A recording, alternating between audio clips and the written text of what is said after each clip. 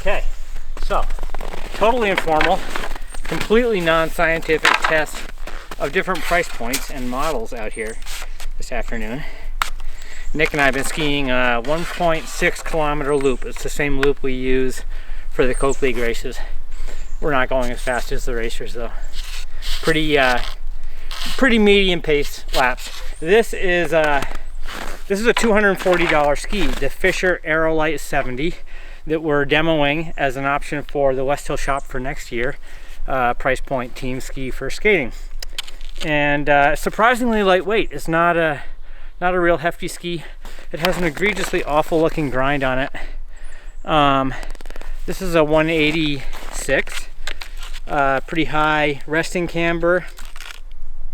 Surprisingly active and lively feeling ski, and very positive on the edge, easy to handle.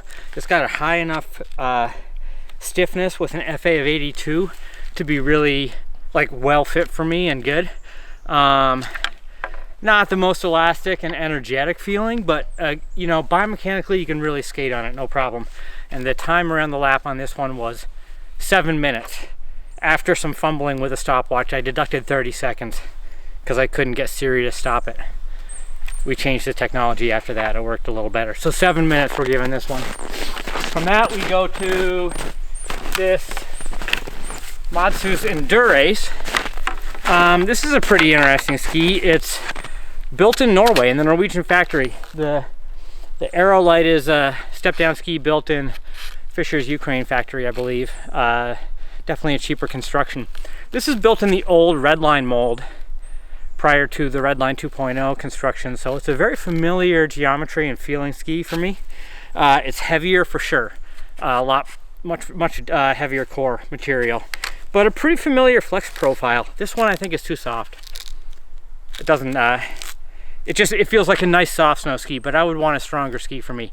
However, very familiar Madshus feeling, nice slippery. It's cold, kind of soft snow, so the ski was well suited and easy to be active on it.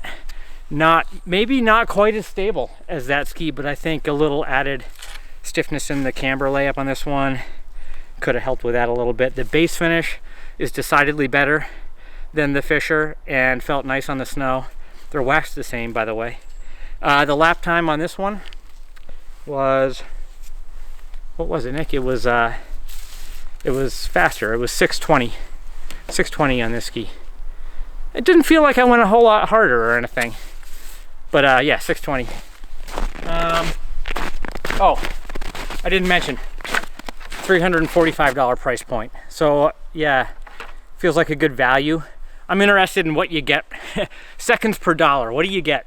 $100 more than the Fischer, 40 seconds faster in 7 minutes. That's, yeah, it's a fair amount. Now we go to a $500 Fischer RCS. Now we're getting into real race material. This is a ski that was used to be World Cup material, and I don't think they've changed the innards of it that much. It's got a real core, and it's a very well built ski. It's made in Austria, in the main factory there for Fischer, and it's made of the materials they've been using in their race skis since the early 80s with that air core. Definitely, it's got a full racing base and a Fischer P51. That grind might have been a little liability today because it tends to run a little wet for us. The ski felt good. This one's too soft for me. FA value printed on it is 74 for a 186. It's just the demo ski that we got from Fischer to play with. I would have liked a stronger ski.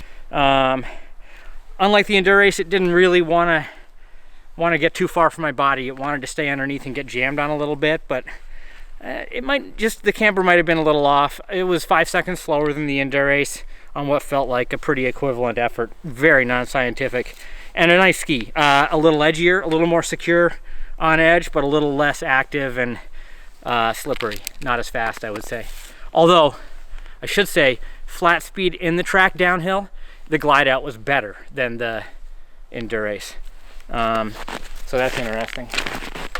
And that was really the test, except that at the last moment I decided to jump on this pair of $800 skis that have a custom grind and a little more waxing put into them. This is a Madshus Redline 3.0 F3 for soft snow, cold conditions, a good ski for the day.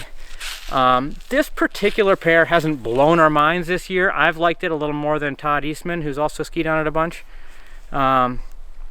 It felt good today. Felt good. I think these might be good conditions for it. I liked it.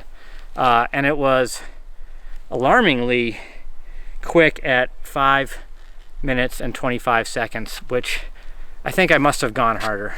Did I go harder? Felt like it. Yeah, but you changed skis too. I don't know.